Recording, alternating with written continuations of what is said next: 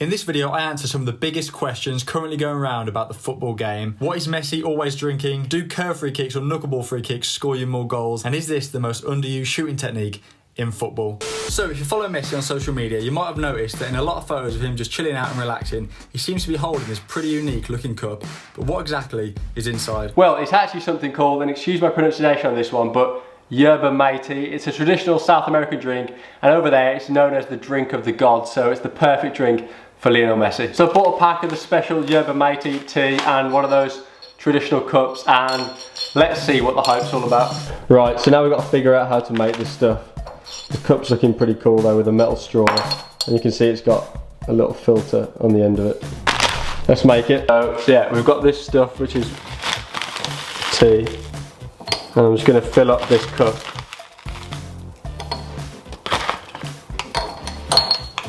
Right, that's about right. Straw. Just get that mixed up.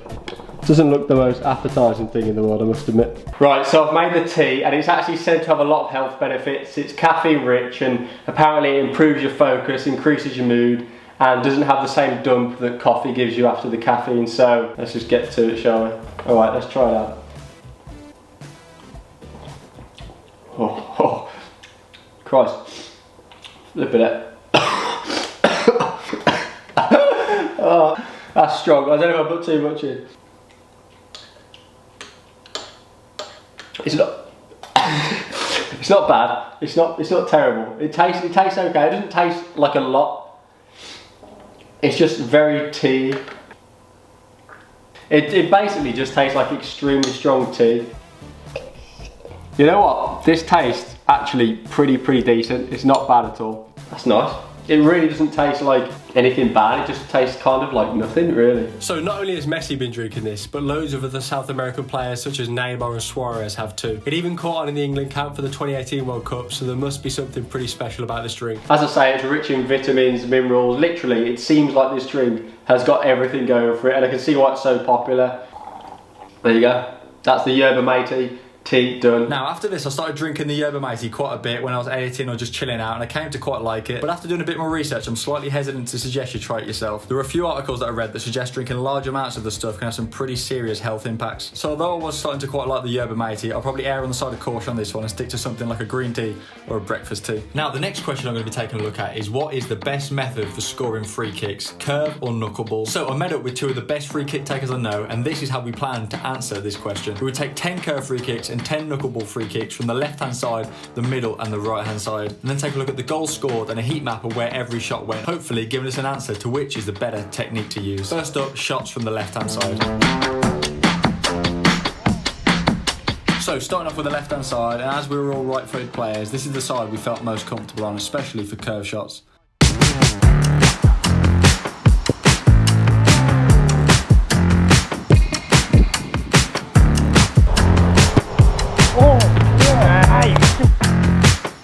This shot is a prime example of why the knuckleball technique is so good. Charlie in goal actually saved the shot, but because of the movement on the ball he can't keep a hold of it and it ends up going in the back of the net. But the shot right after shows the other side of the knuckleball. It's very easy to get the technique completely wrong and send it flying over the bar. Then we moved on to the middle of the pitch to try some free kicks from there. We had some close attempts with the curve, but the knuckleball technique scored more goals from this position.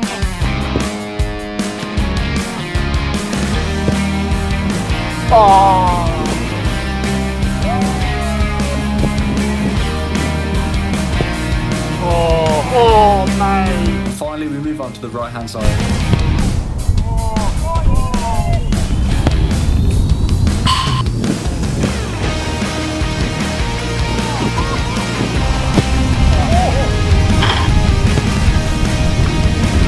Right, so Charlie, you were just in goal for us. I was indeed. Curve versus knuckle. Yep.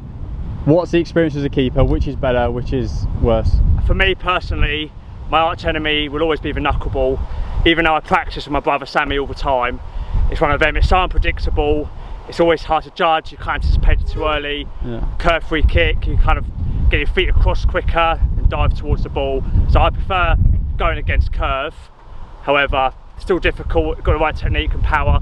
It's some great shots today, so yeah, good test for me. So here's the heat map results for the free kicks, and it's worth mentioning that any shots that hit the wall I've left blank, so that's why there might be less than 30. So on the left hand side you can see the curve is far more consistent, but the knuckle scored 2 more goals, which is very interesting. It definitely seems that if you get a knuckleball free kick on target, it's got a pretty high chance of going in. From the middle, the results were actually pretty similar. You could even argue the knuckle was slightly more consistent from here, and once again the knuckleball technique produced more goals. And finally, from the right hand side, curve is a lot more consistent on this one, but once again the knuckleball scored 1 more goal. So from this test, this is what I think. The curve definitely is a more consistent technique, but if the knuckleball hits the target, it's got more chance of going in. But even if the keeper saves it, there's more chance that he's probably going to fumble it and a teammate can get on the follow-up. So overall, from this test, it does seem like knuckleballs score more goals. So there is one shooting technique in football that some people claim is the most underused, overpowered skill of all time, and it looks like this.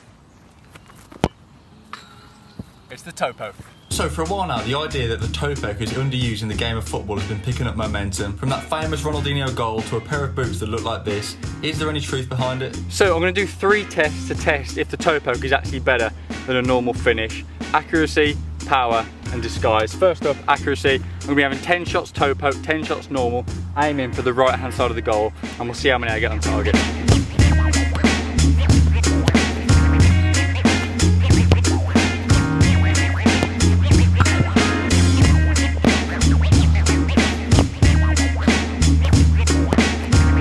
So I got 10 out of 10 for accuracy shooting normally and 6 out of 10 for the toe poke. Next up, I measured the power. For this, I took some power shots using the laces and power shots using the toe. Then I took an average score. Laces scored 61.3 miles per hour and toe poke got 57 miles per hour. But people argue that the toe poke is good for when you don't have much of a run up, so I did a test standing on the spot. For this, the laces got 45.3 miles per hour and toe poke scored 45.6. So it's close, but interestingly, when you can't have a run up, toe poke may be the better option here. And finally, to answer this question, I looked at disguise. This is what a lot of people list when talking about the benefits of the toe poke. Let's see if it's true. So I've taken some penalties and paused it just before I strike the ball. And I want you guys to try and guess which side you think I'm going.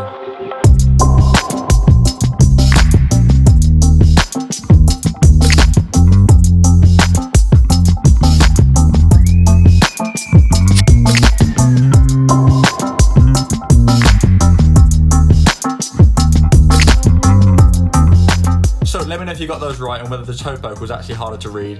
But overall, I think there is a certain time and a place for the toe poke, but in very specific situations. 9 times out of 10, a normal shooting technique is the way to go. So the next question is, which drink should you bring to the pitch with you to get the most out of your performance? An energy drink, a sports drink, or good old-fashioned water? So first up, energy drinks. So there was a study done with top athletes over a 4-year period of time where they would drink 3 energy drinks before a game or performance, and the results did suggest that they beat the placebo group by between 3 and 7%, which seems like quite a lot, but there were some negatives. So the group drinking the energy drinks had some side effects like insomnia and nervousness, and drinks containing a lot of caffeine definitely aren't recommended for a younger age group. So I think on this one you should probably steer clear of energy drinks for football. Now next up is sports drinks. Now these are better than energy drinks because they're a lot better rehydrating you after a long session, and also some of them contain things like electrolytes, which you'll lose when working really hard exercising. So for that reason, they're good, but they do contain a lot of sugar, which over time can obviously have some negative impacts. And finally, we move on to the water. Now, from all the research I've done,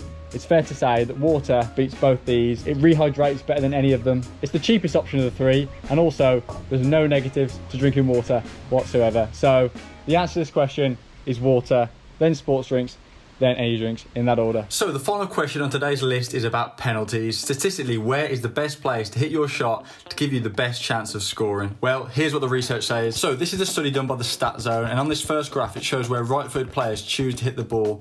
And as you can see, naturally the left-hand side was slightly more popular and less than 3% of shots went down the middle. The next graph shows where the shots were saved, and I'm not exactly sure why, but more of the shots were saved when hit to the right-hand side. Now this graph shows the percentage of goals scored when they hit the target, and as you can see, anywhere along the top was pretty solid, and you want to avoid the lower middle section of the goal. Now the final graph shows the percentage of goals scored when also taking into account missing the target, and this changes things quite a bit. As you can see, the percentages from the top have gone down because obviously aiming for the top corners increases the chances of missing. So according to these results, to have the best chance statistically of scoring your penalty, you want to aim for the middle left-hand side of the goal.